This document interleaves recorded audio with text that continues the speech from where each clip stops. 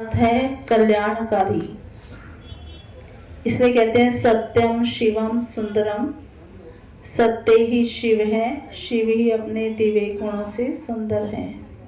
लेकिन जब आती है शंकर जी की बात तो डर लगता है, थोड़ा सा लगता है तीसरा नेत्र खोल दिया, तांडव नृत्य कर दिया तो सारी धरती हिल जाएगी, तो वहां विनाश की बात आ जाती है।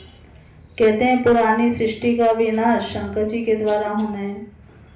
लेकिन जब हम याद करते हैं, जैसे कल भी सभी ने जल चढ़ाया तो शिव के ऊपर चढ़ाया, पिंडी के ऊपर,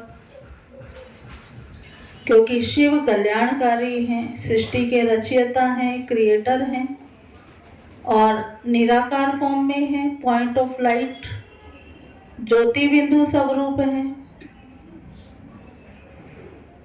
तो ये थोड़ी सी हमें इस चीज को समझ लेना है कि शिव की पूजा तो सब करते हैं, लेकिन शंकर की प्रतिमा एक तो हमारे इस आर्यन गार्डन में है, बैठे हैं सन्मुख, और दूसरा मंदिरों में शंकर की प्रतिमा किसी किसी मंदिर में होती है, सब जगह नहीं होती है। मुझे कई बार शमशान घाट जाना पड़ता है, जब कोई शरीर छोड़ता है तो मैं भी जाती हूँ। तो वहां पर बहुत बड़ी बड़ी शंकर की प्रतिमा होती है, आसमान को छूती हुई, इतनी ऊंची। तो समझ में आता है। और दूसरा मैंने एक बार देखा है कि बस में जरूर शंकर जी की प्रतिमा रखी होती है उन्होंने आगे, बस में रखी होती है। मैंने बस में खूब सफर किया है अपने यंग टाइम में। तो इस पर विचार करने की बात है, क्या शिव शंकर दोनों एक हैं या दोनों अलग अलग हैं? देख रहे हैं नाम भी अलग है, शिव शंकर, शिव वहां है, शंकर यहाँ है। स्वरूप भी अलग अलग है, वो पिंडी के रूप में है, उसमें दिखाते हैं पिंडी पर भी एक बिंदु होता है, 3 लाइनें होती हैं। तो बिंदु जो है वो परमात्मा के स्वरूप को प्रदर्शित करता है कि परमात्मा शिव जो है वो निराकार ज्योति बिंदु स्वरूप है, इसलिए हम ज्योति भी जगाते हैं। और जब शंकर जी की बात आती है तो वो तो साकार शरीरधारी, दोनों का कर्तव्य भी अलग है, एक कल्याणकारी है, एक विनाशकारी, और दोनों के रहने का स्थान भी अलग अलग है। शिव जो है ब्रह्मलोक का वासी है और शंकर जो है वो सूक्ष्म लोक का वासी है। तो इस पर आप सभी भक्तजन चिंतन करें, सोचें।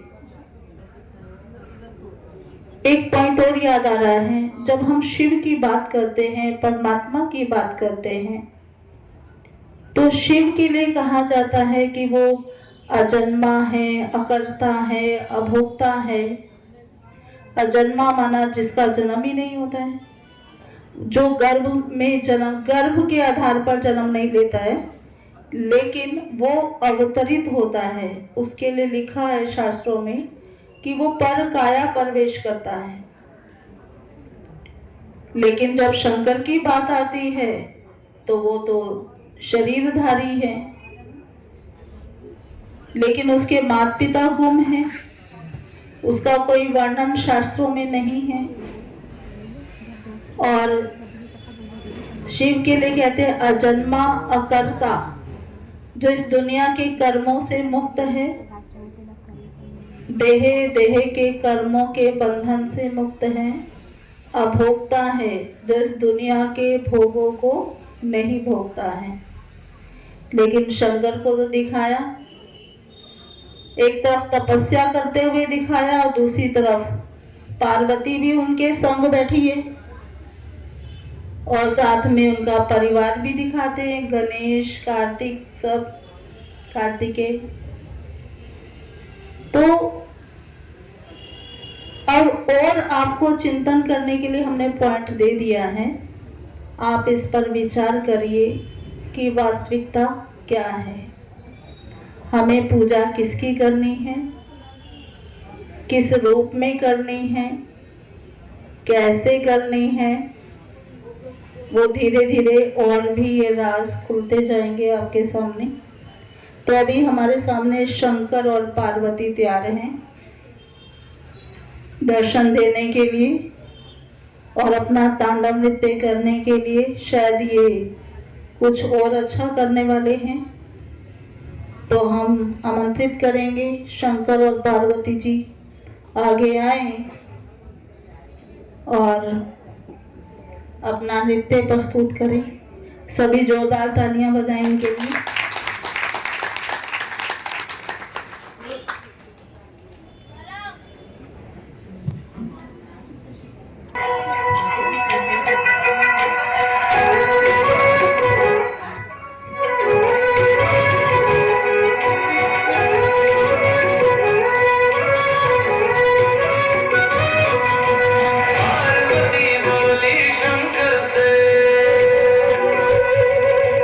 पार्वती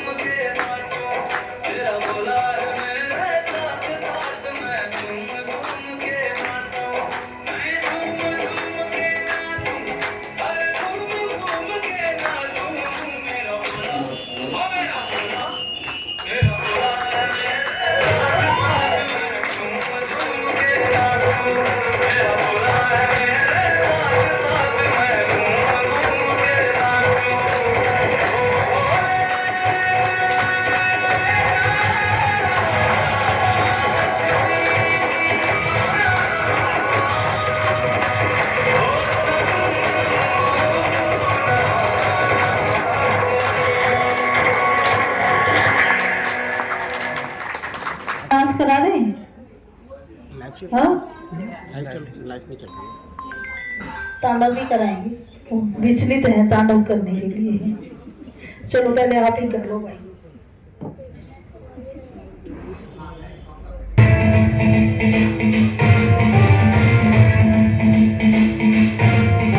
जलाटवी गलज्जल प्रवाह पावितस्तरे गलेवलम्ब्य लम्बितां भुजङ्गमड्डमड्डमड्डमन्निनादमड्डमल्वयुं चकारचण्डताण्डवं करोतु नः शिवम्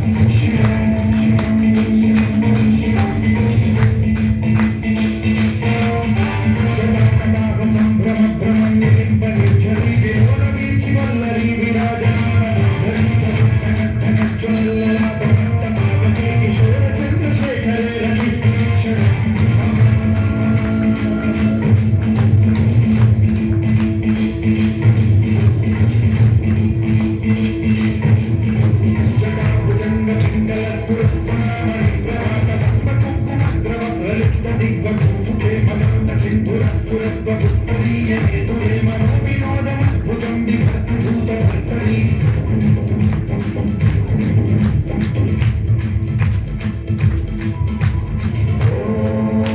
नमः शिवाय।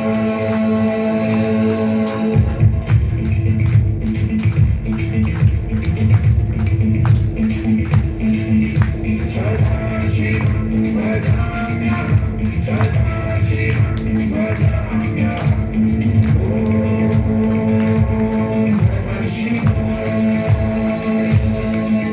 प्रफुल्लनीलपङ्कजप्रपञ्चकालिमप्रभावलम्बिकण्ठकन्दली रुचिप्रबद्धकन्धरं स्मरच्छिदं पुरच्छिदं भवच्छिदं मखच्छिदं गजच्छिदं धकच्छिदं तमन्तकच्छिदं भजे।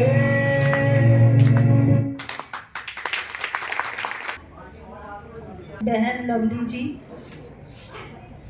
जो बचपन से ही राज्यों का अभ्यास करती हैं और अभी 18 ज्योतिर्लिंगम का रहस्य आपके सामने खोलेंगी। तो मैं लवली बहन से निवेदन करती हूँ कि वो 18 ज्योतिर्लिंगम का, वैसे तो आप सभी को पता है कहानियाँ बहुत हैं, लेकिन कहानियों के विस्तार में न जाके इनका आध्यात्मिक रहस्य बताएं, जिससे हमारे श्रोतागण सभी इनका महत्व समझ सके और इनसे हमारे जीवन में क्या लाभ है वो भी आप बताएंगे तो अच्छा है। ओम शांति। ओम शांति। ओम शांति। ज्योतिर्लिंगों में ऐसा क्या खास है जो दुनिया इनकी दीवानी है। भक्त दूर दूर दर्शन करने जाते हैं, कतारों में जाते हैं, शरीर लाचार होता है तब भी जाते हैं। तो जाहिर सी बात है परमात्मा शिव ने कुछ तो ऐसा किया है जिसके प्रति फिर भक्त जन उनको भक्ति मार्ग में फिर याद किया करते हैं, उनकी पूजा किया करते हैं। तो एक एक करके सभी ज्योतिर्लिंगों के ऊपर नज़र दौड़ाएंगे और इनका रहस्य उद्घाटन करेंगे। सोमनाथ के रूप में परमात्मा जब धरती पर आता है तो बेरस नीरस आत्माओं की नीरसता समाप्त करता है। आपने देखा होगा आज बहुत सी आत्माओं के मन से खुशी चली गई है। पैसा है, स्वास्थ्य है, रिश्ते भी ठीक हैं, लेकिन फिर भी खुशी चली गई है। तो परमात्मा शिव आकर के सभी आत्माओं की खुशी लौटाता है, उमंग उत्साह भरता है, सोम रस पिलाता है। सोम रस अर्थात ज्ञान अमृत के द्वारा सभी आत्माओं की नीरसता समाप्त करके उन्हें कौड़ी से हीरे तुल्य बनाता है। और उसी याद में फिर भक्तजन सोमनाथ की मंदिर की जब स्थापना करते हैं तो उसी मंदिर को फिर अनगिनत हीरों से सजाया जाता है। तो जो काम पिता ने बच्चों के प्रति किया वही फिर बच्चों ने पिता को रिटर्न करने की कोशिश की है। जागेश्वर के रूप में वो आकर के सभी आत्माओं को जगाता है, बच्चे जागो, समय पहचानो, मैं आया हूँ। गीता में लिखा था, जब अति धर्म की ग्लानि होगी तब मैं आऊंगा। तो अति धर्म ग्लानि का समय द्वापर नहीं कलयुग होता है। कैसे? क्योंकि समय में आप जितना पीछे जाएंगे, समय को उतना बेहतर पाएंगे। आप अपने मम्मी पापा का समय और बेहतर पाएंगे, दादी दादा का समय उससे बेहतर पाएंगे।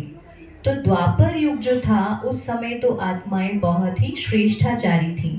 ये आज का समय है जब मनुष्य आत्माएं पार्टी करना चाहते हैं, सिनेमा में जाना चाहते हैं, लेकिन भगवान के द्वारे केवल तभी जाते हैं जब उनको घूमना होता है, याद करने के लिए नहीं जाते। और भगवान को केवल तब याद करते हैं जब कोई दुख आता है। और कोई तो मनुष्य भगवान को गाली देने से भी नहीं चूकते। तो यही निशानी है अति धर्म ग्लानि के समय की। इसी समय पर परमात्मा धरती पर अवतरित होता है और महाकाल के रूप में सभी आत्माओं को वापस ले जाता है।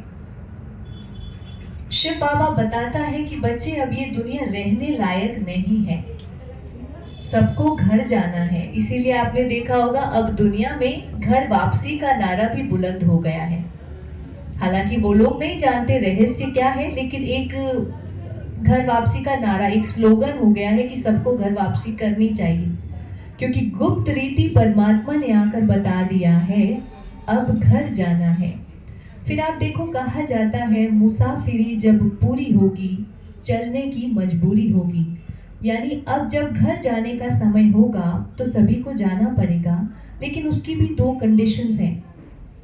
अपवित्र आत्मा ऊपर ऐसे नहीं जा सकती। जाने के लिए वो दो कंडीशन है, या तो वो योग से जा सकती है या फिर वो भोग से जा सकती है। यानी वो जो पवित्र धाम है उसमें आत्माओं की एंट्री इजीली पॉसिबल नहीं है। तो योग के द्वारा यानी राजयोग के द्वारा आत्मा को पवित्र बनाया जा सकता है। इसीलिए गीता में राजयोग की महिमा खूब की गई है, लेकिन उसके अंदर भी राजयोग नहीं सिखाया गया, क्योंकि राजयोग की अथॉरिटी केवल और केवल भगवान शिव के पास है। किसी मनुष्य मात्र में दम नहीं जो राजयोग सिखा सके। इसकी महिमा गुरु ग्रंथ साहिब में भी है। दूसरा तरीका है भोग से। भोग माना कर्म भोग। कर्म भोग के द्वारा यानी सजाओं के द्वारा फिर आत्माएं अपने विकर्मों को विनाश करती हैं। जैसे कि अचानक कोई शरीर छूट जाता है, कोई बड़ी बीमारी आ जाती है, लाइफ पार्टनर या फिर जीवन में कोई ऐसा रिश्ता आ जाता है जो जीवन तबाह कर देता है, और फिर प्राकृतिक आपदाओं का शिकार हो जाते हैं। तो ये सभी क्या है? सजाएं हैं। जैसे ही विकर्म कंप्लीटली विनाश होते हैं तब आत्मा प्योर होकर फिर ऊपर जा सकती है। लेकिन क्योंकि परमात्मा शिव रहम का सागर है, तो पहला ऑप्शन वो सभी को यही देता है कि बच्चे स्वेच्छा से विकर्म विनाश करो राजयोग के द्वारा और खुशी खुशी मेरे साथ घर चलो। इसीलिए ओमकारेश्वर के रूप में सभी को राजयोग सिखाकर आत्माओं का ज्ञान देकर पतित से पावन बना रहा है। अब मल्लिकार्जुन पे आते हैं। कहते हैं भगवान की शिव के सामने आपने देखा होगा बहुत सारे लोग ज्योतिर्लिंगों के दर्शन करके आ चुके हैं, लेकिन कोई भी प्राप्ति नहीं हुई है। यानी जीवन में उनके कोई परिवर्तन नहीं आया है, और ना ही स्वयं में आया ना अपने जीवन में आया। तो क्या ऐसा गलत हुआ है जो उनके लाइफ में चेंजेस नहीं आए हैं? परमात्मा शिव के सामने माना दो रीजंस हैं जिसकी वजह से उन्हें कोई प्राप्ति नहीं हुई है। पहला रीजन है उन्हें भगवान शिव से संबंध जोड़ना आता ही नहीं है। कैसे कनेक्ट किया जाता है वो नहीं आता है। दूसरा, परमात्मा शिव के सामने कभी भी अहंकार से नहीं जाया जाता। आपने देखा होगा अगर कोई बड़ा पॉलिटिशियन है तो वो अपने रुतबे के अभिमान में वहां जाता है। कोई धनी धनवान है तो वो अपने धन के नशे में जाता है। और कोई कन्या यदि बहुत खूबसूरत है तो वो अपनी खूबसूरती बिखेरते हुए वहां जाती है। कहने का भाव ये है, सभी लोग देह अभिमान के अंदर रहते हुए परमात्मा के सामने जाते हैं एंड एज अ रिजल्ट खाली हाथ लौट कर आते हैं, क्योंकि शिव और अहंकार की शत्रुता दिखाई जाती है। तो परमात्मा शिव के सामने जब भी जाना चाहिए तो बच्चा बनकर जाना चाहिए।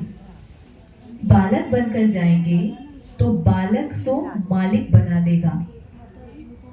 यानी कि पिता की जो प्रॉपर्टी होती है वो किसके नाम होती है? अपने बच्चों के, पड़ोसियों के नाम नहीं होती है ना। तो पिता अपनी प्रॉपर्टी बच्चों के नाम करता है। अब जैसे हमारे बायोलॉजिकल फादर होते हैं, उनकी प्रॉपर्टी क्या होती है? एक घर, दो घर, ज्यादा 4 घर, गाड़ी, बंगला। अब शिव पिता की भी कोई प्रॉपर्टी है जो वो हम बच्चों के नाम करता है, और वो प्रॉपर्टी है आने वाली सतयुगी दुनिया। उस सतयुगी सृष्टि का वो हमें मालिक बनाता है। आपने देखा होगा, परमात्मा न सतयुग में आता, न त्रेता में आता है। ठीक है, इसीलिए त्र्यंबकेश्वर में भी आप देखेंगे तो 3 कर्तव्य का करने वाला, यानी सृष्टि की स्थापना, पालना और विनाश कराने वाला भी कोई और है। जैसे एक राजा होता है और 3 मंत्री होते हैं। तो राजा, यहाँ पर राजा की बात नहीं है, यहाँ पे करावनहार परमात्मा शिव है और करा रहा है 3 देवताओं के द्वारा, त्रिमूर्ति के द्वारा। ब्रह्मा विष्णु शंकर का भी आपने देखा होगा, इनके माता पिता नहीं दिखाए जाते, इनकी उत्पत्ति दिखाते हैं प्रकाश से। तो ये वही प्रकाश है जिसको हम प्यार से शिव बाबा कहते हैं, जो पॉइंट ऑफ लाइट है, जिसे आप ज्योतिर्लिंग कहते हैं, यानी सिंबल ऑफ लाइट। अब बहुत सारी दुनिया परमात्मा को ढूंढ रही है, उसका सत्य परिचय ना होने के कारण।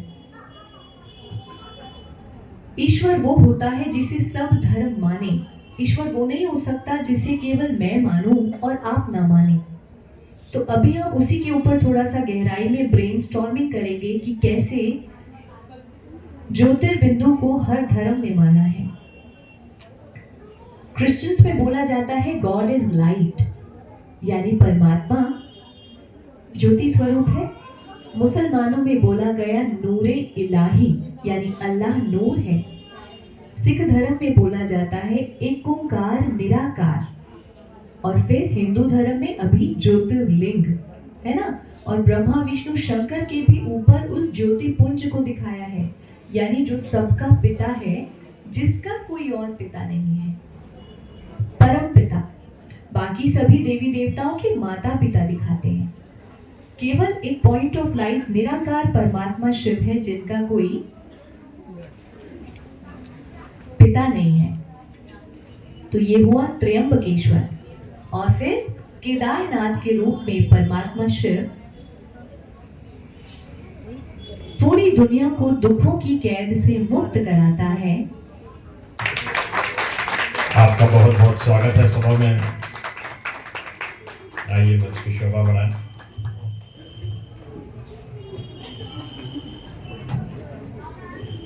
बैठिए। तो मैं जानकी दीदी आपसे निवेदन करता हूँ, हमारे गेस्ट का और अनुसुईया दीदी जी का फूलों के द्वारा आप स्वागत करिए। कमाक्षी इधर आ जाओ, इधर बैठो। सभी कपल कहानी द्वारा अपना सहयोग देंगे।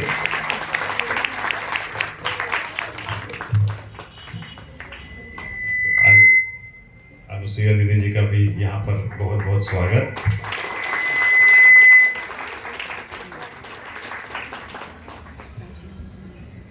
तिलक हमारी संस्कृति है, तो संस्कृति है। हाँ। तो तिलक के द्वारा भी दीदी तिलक भी लगाएं।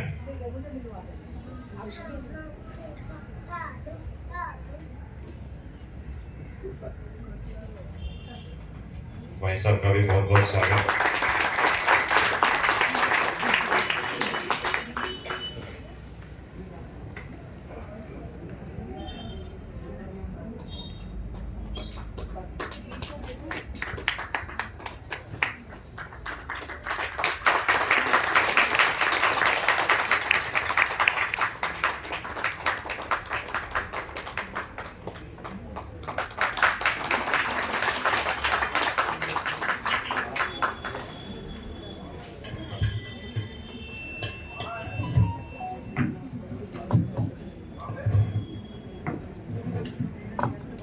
हमारे हेवल्स कंपनी के सीनियर जीएम नवीन भाई जी का भी मैं बुक्के के द्वारा स्वागत करती हूँ।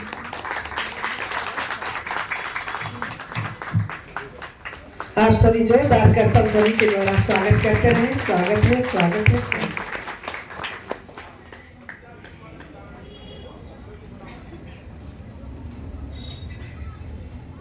तो अतिथियों के स्वागत के लिए मैं कुमारी शिवन्या आपसे निवेदन करता हूँ, आप स्वागत नृत्य के लिए हमारे बीच में आए।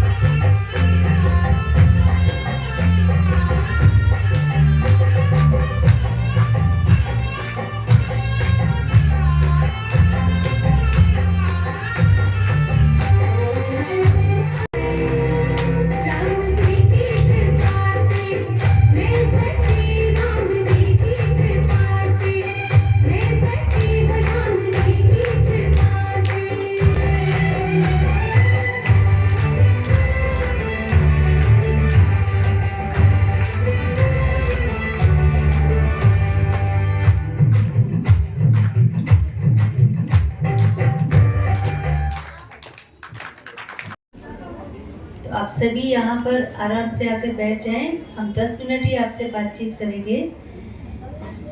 तो पहले तो जैसे हम अपनी जिंदगियों को देख रहे हैं, तो अगर हम बाहरी रूप से देखें तो पहले ज़िंदगी बड़ी मुश्किल थी, क्योंकि देखो हमारे घरों में पानी नहीं होता था, हम कुओं से भर कर के लाते थे, बाल्टियाँ भर भर के लाते थे। हमें कुछ भी पीसना होता था तो चक्की में ऐसे चक्की में पीसा करते थे, है ना। और कभी अगर चटनी वनी बनानी हो तो उसको भी उस पर पीसा करते थे, सिलबट्टे पर पीसा करते थे। तो हम सब बहनें जो है परिवारों में बहुत ज़्यादा मेहनत करती थी। इवन भाइयों को भी ऐसे ही बहुत सारे काम जो अभी बहुत आसान हो गए हैं, कहीं जाना है तो केवल साइकिल ही होती थी, ये गाड़ियाँ स्कूटर वगैरह ये सब चीज़ें नहीं हुआ करती थी। तो हम सब बहनों की और भाइयों की ज़िंदगी जो पहले थी वो बहुत मुश्किल थी। जो डे टू डे लाइफ की रोज़ाना की ज़िंदगी थी वो बहुत मुश्किल थी। लेकिन अब साइंस ने इतनी ज़्यादा हमको दे दी है सहूलियत। इवन हमने देखा है पहले अगर सिर में दर्द होता था तो सिर पर मैंने देखा, अपनी माँ को भी देखा कि ऐसे वो नाड़ा बांध करके रहती थी, कहते पता ही लग जाता था कि आज मम्मी को सिर में दर्द है ना। आजकल तो एक छोटी सी गोली डॉक्टर दे देता है और 10 मिनट के बाद पता भी नहीं लगता कि सिर का दर्द हुआ था या नहीं हुआ था। तो जिंदगी तो आसान हो गई है ना। क्या आपसे हमें वो टेस्ट नहीं आता। ऐसे बहुत सारी बातों को अगर हम देखते हैं तो जो बाहरी रूप से जो भी हमें सहूलियतें मिल रही थी पहले कम थी और आज वो बहुत अधिक है। लेकिन वो अधिक सहूलियतें होने के बावजूद भी हमें ज़िंदगी बहुत मुश्किल लग रही है।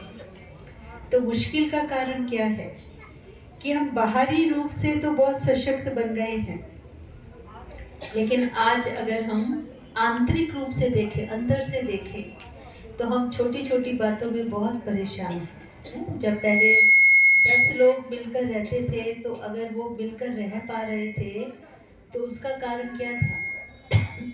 वो लोग एक दूसरे की भावनाओं को समझते थे, उनके अंदर सहन शक्ति थी, समझने की शक्ति थी।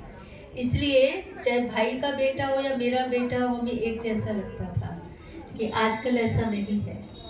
तो जो आंतरिक शक्ति है, अंदर की शक्ति है, वो खत्म सी होती जा रही है, लुप्त सी होती जा रही है। तो इसलिए आज सबसे ज़्यादा आवश्यकता है, बाहरी चीज़ों को अगर हम सुख लेना चाहते हैं, जो हमारे आसपास बिखरा हुआ है, बहुत कुछ बिखरा हुआ है, क्योंकि उस बिखरे हुए सुख को हम प्राप्त नहीं कर पा रहे, महसूस नहीं कर पा रहे, तो सबसे पहले हमें यही सोचना पड़ेगा कि अंदर की जो बात है, आंतरिक शक्ति जो है, वो शक्ति है कहाँ पर।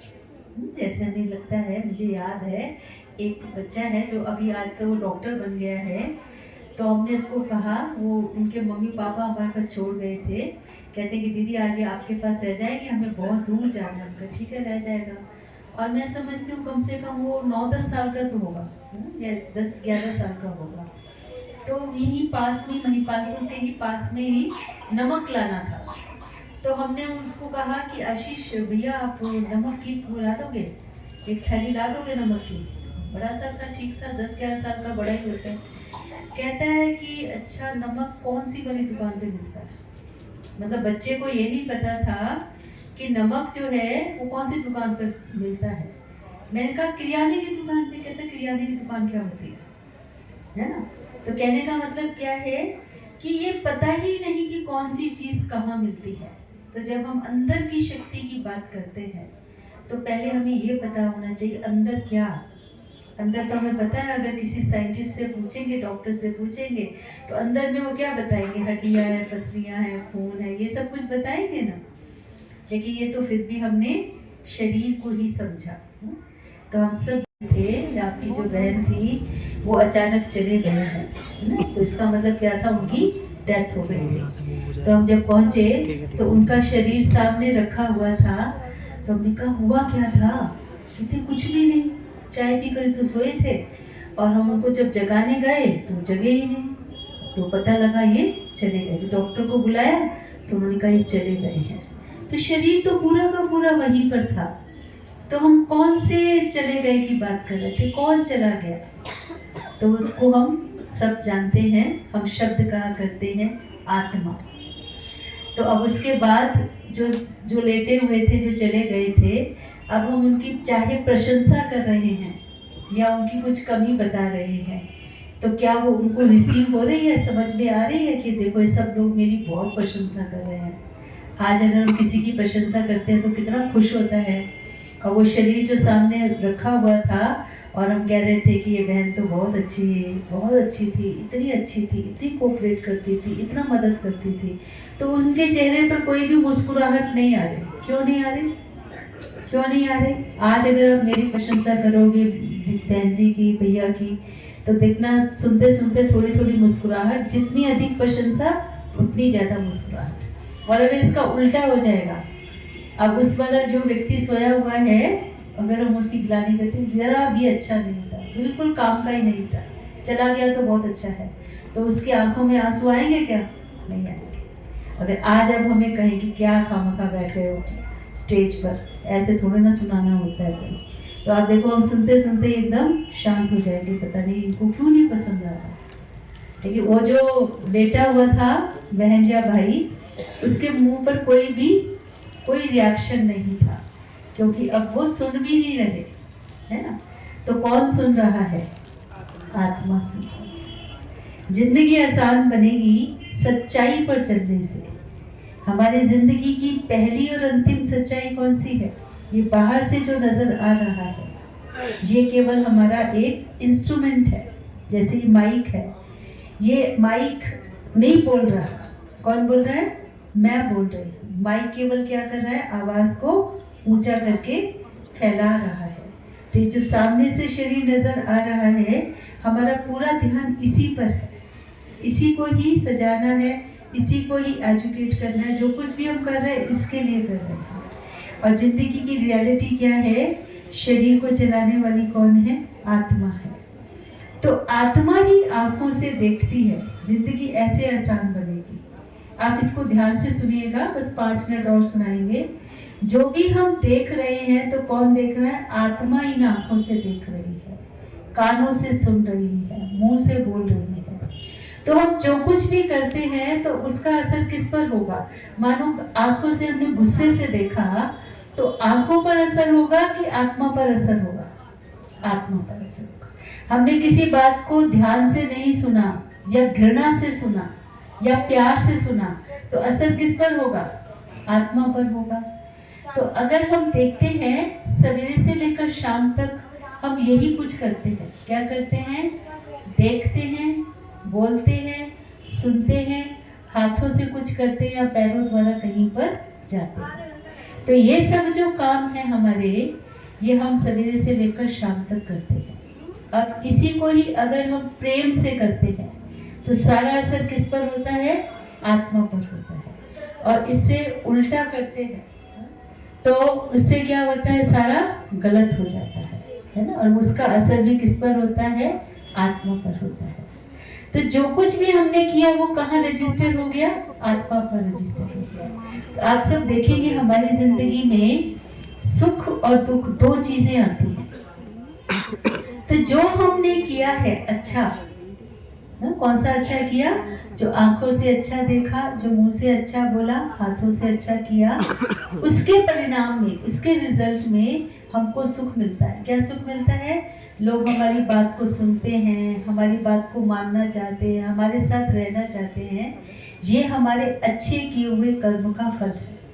वो अच्छे नहीं है, पर मैंने जो अच्छा किया था उसका फल, वो जो व्यक्ति, वो बहनें या भाई जो मेरी बात को सुन रहे हैं, ये मेरे किए हुए अच्छे कर्म का फल इन व्यक्तियों के द्वारा मिलता है।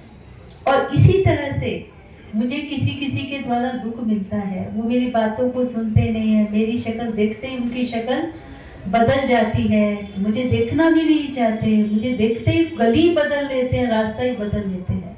तो मैं कहती हूँ बताओ ये लोग कितने खराब हैं, मुझे देखते ही इनका मुंह चेंज हो जाता है।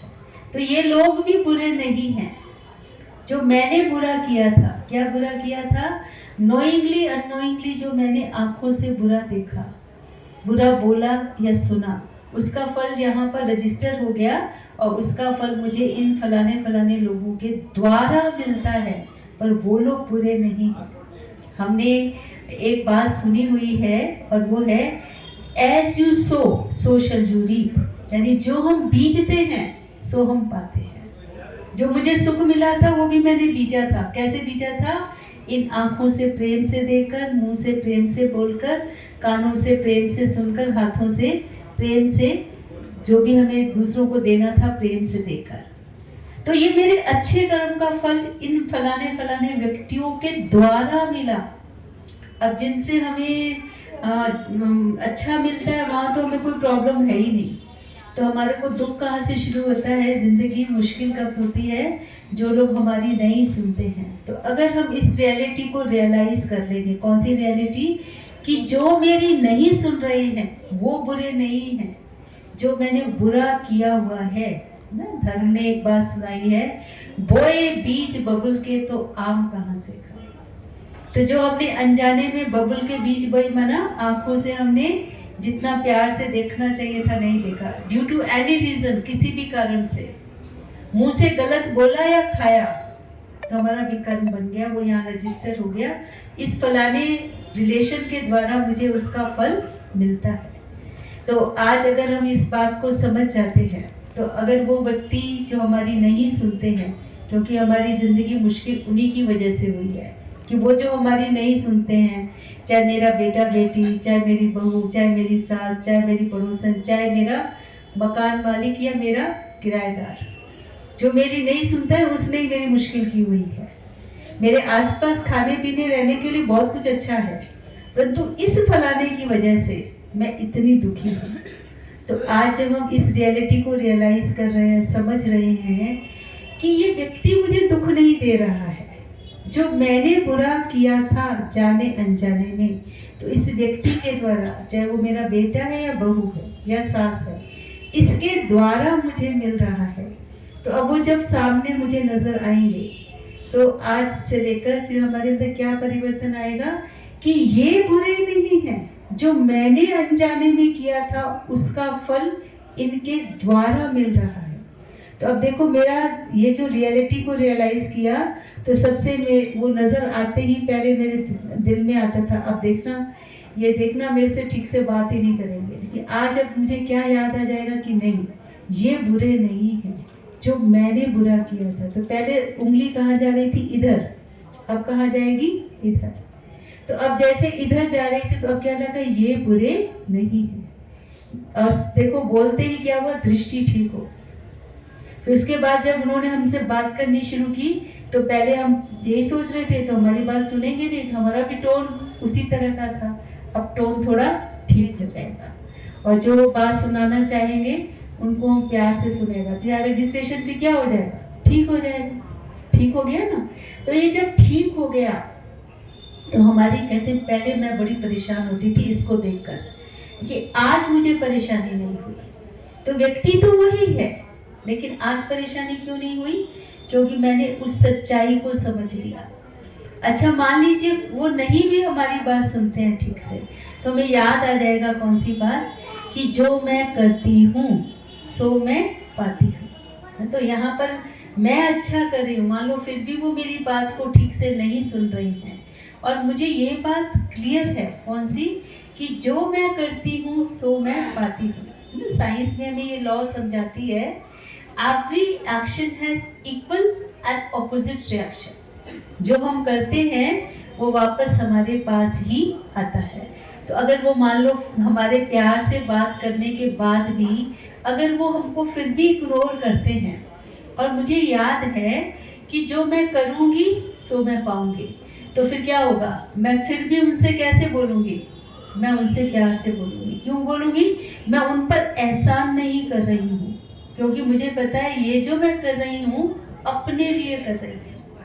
आज तक हमारी एक मिसअंडरस्टैंडिंग रही, वो ये क्या रही कि देखो मैं आपके लिए करती हूँ। जैसे हम बड़े क्या कहते हैं बच्चों के लिए, हम आपके लिए सब कुछ करते हैं, हम आपके लिए जीते हैं। हम किसके लिए जीते हैं, अपने लिए जीते हैं।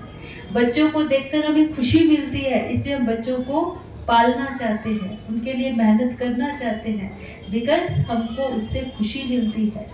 तो हम उनको फिर कहते हैं, तो इससे बच्चे फिर आजकल रिएक्ट करते रहते हैं, मत करो, ठीक है, हमें चाहिए भी नहीं आपका। तो हम ऐसी बातें नहीं बोलेंगे, क्योंकि हमें पता है जो हम कर रहे हैं उसका परिणाम, उसका असर, उसका रिजल्ट मेरे पास ही आता है। जो करता है सो पाता है।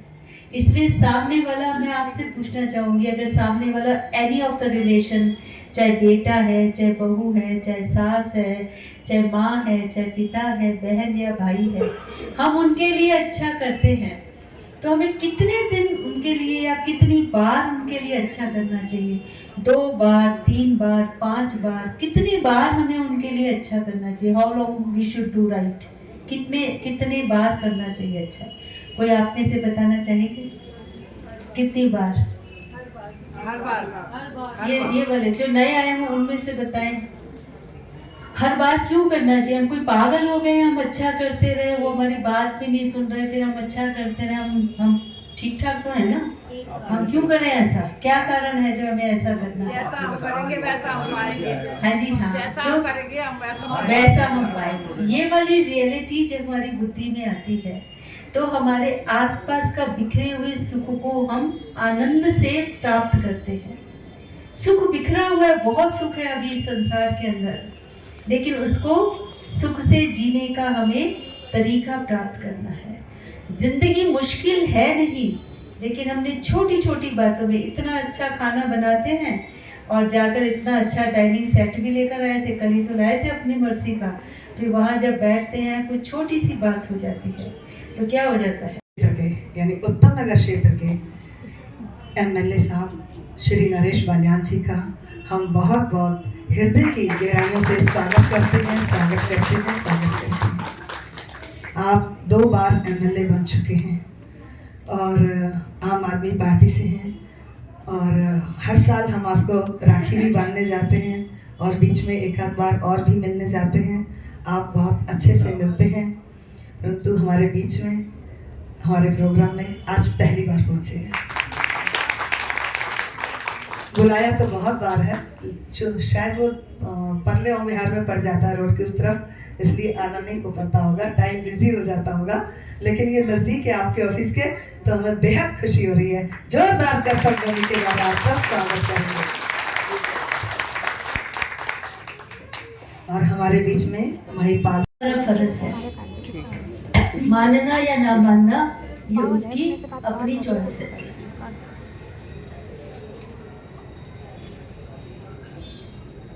तो इसलिए अगर हम जिंदगी को आसान बनाना चाहते हैं तो जितना सच्चाई में जिएंगे, तो पहली सच्चाई हमने क्या अनुभव की कि शरीर के अंदर मैं आत्मा हूँ, और साथ साथ में जिनके साथ भी मैं अपना पार्ट बजा रही हूँ किसी भी संबंध के रूप में, मैं ऑफिसर हूँ या सबॉर्डिनेट हूँ, वट एवर आई एम, तो मुझे याद रखना है मैं भी आत्मा हूँ, ये भी आत्मा है। We belong to the same father, एक पिता के हम बच्चे हैं, लेकिन सबका रोल अलग अलग है।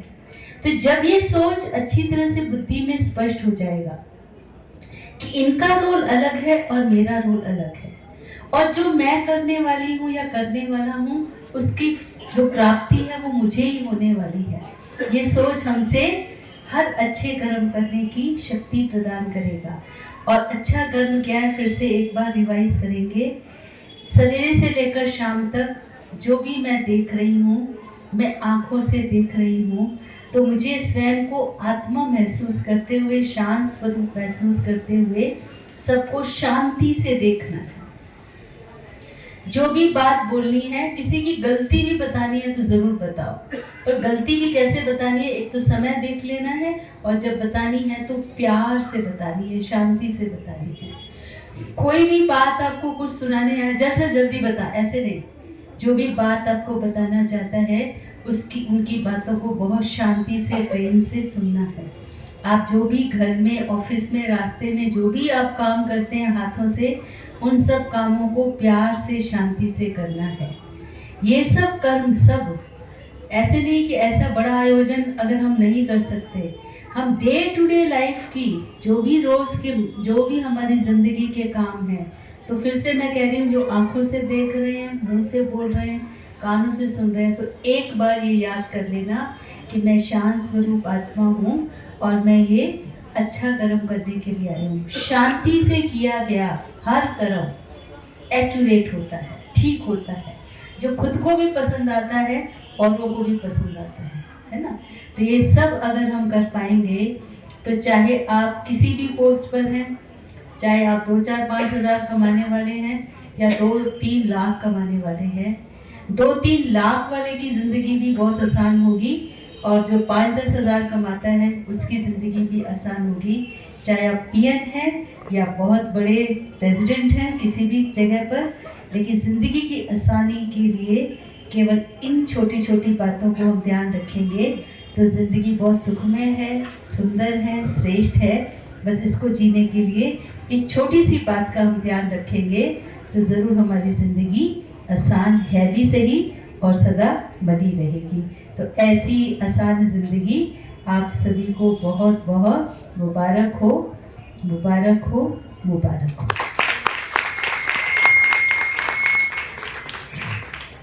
बहुत बहुत धन्यवाद दीदी आपका। आपने कितने सहज और स्पष्ट शब्दों में ये बताया कि सबसे पहले हमें स्वयं को आत्मा समझना है, क्योंकि ये सारा इशू तभी क्रिएट होता है जब हम स्वयं को बॉडी कॉन्शियस में समझ आते हैं, जब हम देह समझते हैं स्वयं को। दूसरा आपने बताया कि स्वयं से चूंकि हम अंदर से खाली हैं तो अंदर से पहले अपने आप को भरना है, और आपने बताया कि सत्य की राह पर चलना है। तो जब मैं दीदी बात कर रही थी कि भी ये सारी समस्या तभी होती है जब हम देह समझते हैं स्वयं को, आत्मिक स्वरूप में आने के लिए क्या हुआ, एक बार कालिदास जी को भी ये अपने ऊपर ये अहम हो गया था कि मैं बहुत बड़ा रचनाकार हूँ, बहुत बड़ी बड़ी रचनाएं मैं लिखता हूँ, तो उन्हें इस देह का भान हो गया था। जो दीदी बात कर रही थी, इस देह के भान से स्वयं को आत्मा समझना है, तो देह का भान हो गया उन्हें। अब देखिए समझाने के लिए उसको कैसे समझाया गया प्रकृति ने। एक बार वो वन में भटक गए, वन में रास्ता भटक गए, भूख से और प्यास से हाल बेहाल। तो उन्हें दूर कहीं एक झोपड़ी नजर आई, उसमें एक वृद्ध स्त्री नजर आई, तो वहां पहुंचे, उन्होंने कहा माता पानी पिला दीजिए। उस स्त्री ने कहा आप अपना परिचय दीजिए। तो मैं राहगीर हूँ। अब उन्होंने सोचा मैं इतना बड़ा रचनाकार कालिदास, मैं इसको क्या बताऊं कि मैं कौन हूँ। ये वृद्ध स्त्री जंगल में अकेली रहती है, बोलता है मैं राहगीर हूँ। तो वो स्त्री कहती है राहगीर तो केवल दो ही हैं, एक चंद्रमा और एक सूर्य। दोनों सुबह आते, एक सुबह आता है शाम को चला जाता है, दूसरा शाम को आता है तो सुबह चला जाता है। तो राहगीर तो दो ही हैं, आप अपना परिचय दीजिए। कालिदास जी को लगता है ये क्या हुआ, मैं तो इतना बड़ा समझदार व्यक्ति, रचनाकार, तो मेरा क्वेश्चन को एकदम काउंटर कर दिया इसने। तो कहता है अच्छा राहगीर नहीं हूं तो मैं मेहमान हूं, मुझे पानी पिला दो, मेहमान समझ के। तो इसने कहते मेहमान तो केवल दो ही हैं, एक धन और दूसरा यौवन। दोनों कभी स्थायी नहीं रहते, आते हैं और चले जाते हैं, अपना परिचय दीजिए। कालिदास जी को थोड़ा सा अंदर सब ईगो टक्कर खा रही होती है। कहते मैं हठी हूं, माता पानी पिलाओ। माता कहती हठी तो केवल दो ही हैं, एक नाखून और दूसरे एक बाल, जितने ही काट लो फिर बढ़ जाते हैं, अपना परिचय दो। अब कालिदास जी का हाल बुरा होना शुरू हो जाता है। कहते मैं सहनशील हूं माता, पानी पिला दीजिए मुझे। माता कहते सहनशील तो केवल दो ही हैं, एक धरती और एक वृक्ष, कितना ही सता लो वापस हमें पॉजिटिविटी देते हैं, फल देते हैं वापस में हमें। तो सहनशील तो दो ही हैं, आप अपना परिचय दीजिए। अब कालिदास जी हताश हो चुके होते हैं, कहते मैं मूर्ख हूं मां, पानी तो पिला। ना मूर्ख तो दो ही हैं, एक राजा और एक उसको संतरी, क्योंकि संतरियों को पता है राजा काबिल नहीं है, फिर भी उसकी चापलूसी करे जाते हैं, और राजा काबिल ना होते हुए भी उस पे गद्दी पे विराजमान है। तो मूर्ख तो केवल दो ही हैं, आप अपना परिचय दीजिए। अब कालिदास जी का अंदर अहम टूट चुका होता है, वो समझ गया होता है ये स्त्री कोई साधारण नहीं है। कहते माता मैं क्षमा प्रार्थी हूँ, कृपया आप अपना परिचय दीजिए, आप कौन हैं। तो कालिदास जी जब नतमस्तक होते हैं तो देवी सामने प्रकट होती है और इस तरीके से उसका अभिमान तोड़ती है। तो ये है अपने आप को आत्मा समझने का। तो दीदी ने जो सार में बात कही कि हमारे जिंदगी आसान जीने के लिए, क्योंकि जिंदगी गम का सागर भी है, जिंदगी खुशियों की लहर भी है, यहाँ गम भी आएंगे और सुख भी आएंगे, है ना। तो जिंदगी में यदि प्यार होगा तो जिंदगी खुशनुमा होगी, और जब जिंदगी से यदि प्यार निकल जाएगा तो जिंदगी गम का सागर बन जाएगी। तो हमें स्वयं को आत्मिक स्वरूप से, दीदी ने बात की, अंदर से भरना है। यदि हम स्वयं को अंदर से नहीं भर पाएंगे फिर हम ठोकरें खाते रहेंगे। तो थैंक यू दीदी। और इस बीच में लीला दीदी जी भी हमारे साथ मंच पर हैं, हम आपका भी दीदी मंच पर स्वागत करते हैं। तो आजकल ये मोबाइल की बड़ी आदत लग गई है तो लोगों को, है ना। डिजिटल डिटॉक्सिफिकेशन करना पड़ेगा। हम बॉडी का डिटॉक्सिफिकेशन तो बहुत करते हैं, लेकिन आज जरूरत है हम डिजिटली डिटॉक्सिफिकेशन भी खुद का करें, क्योंकि सुबह उठने से बाद सबसे पहला काम और रात को सोने जाने तक सबसे आखिरी काम हमारा यही होता है कि हम मोबाइल चेक करते रहते हैं ना। आज इस प्रोग्राम के लिए आए हैं। कल वुमेन एम्पावरमेंट डे भी था, महाशिवरात्रि भी थी। आपका शेड्यूल भी बहुत दिनों से बहुत बिजी चल रहा था, फिर भी हमारे अनुरोध पर आपने आज टाइम निकाला और खास पहुंचे हैं।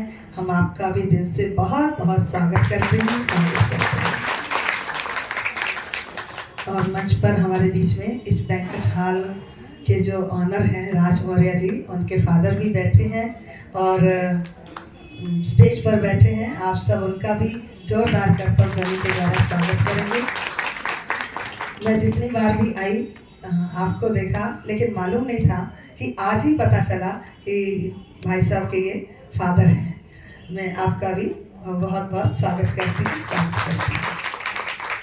हमारे बीच में हमारे मंच संचालन करने वाले नवीन भाई जी भी हैं, जो कि बचपन से ही इस ज्ञान में हैं।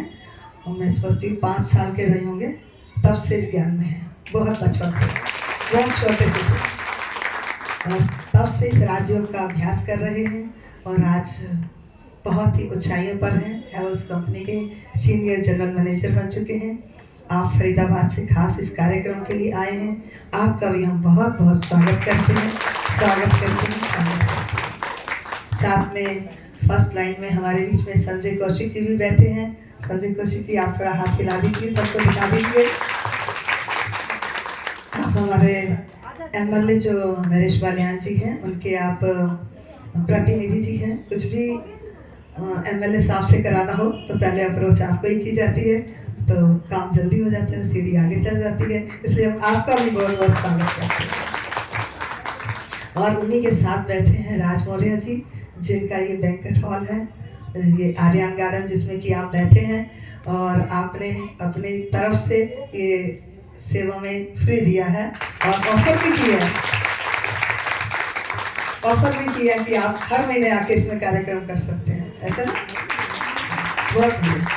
तो आपका भी हम बहुत बहुत स्वागत करते हैं, धन्यवाद भी करते हैं। और पीछे शायद आपके मिसेज भी बैठे हैं, उनका भी हम स्वागत करते हैं। वैसे तो रोज मिलते हैं वो हमें, लेकिन अभी शायद इधर उधर गए होंगे, दिखाई नहीं दे रहे, लेकिन फिर भी हम उनका स्वागत करते हैं, बहुत स्वागत करते हैं। दीदी मैं मंच पे मैं जी आपको भी निवेदन करता हूँ, आप भी मंच पे आ जाए, आपका भी स्वागत है। आइए।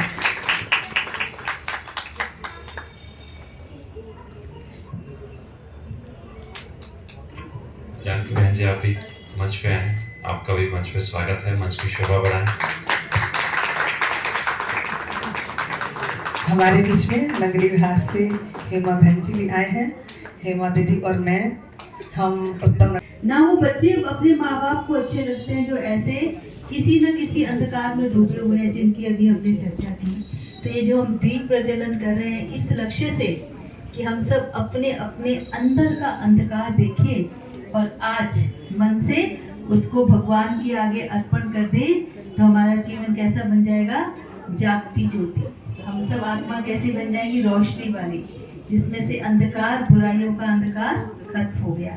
तो मैं आप सबसे उम्मीद करती हूँ, अपने से भी और हमारे जो डायस पे साथी हैं और हम सभी जो यहाँ इस पंडाल के अंदर हैं, सब अपने जिंदगी के अंधकार को आज इस शिवरात्रि के 12 ज्योतिर्लिंगम के मेले में अपने उस बुराई को सामने वो हवन चल रहा है, ये ऐसा नहीं है। मन से अपनी बुराइयों को सदा के लिए हम समाप्त करें, ऐसी सच्ची ज्योति और ऐसा सच्चा हवन आज हम करेंगे। ओम शांति। गीत बजाएं भाई।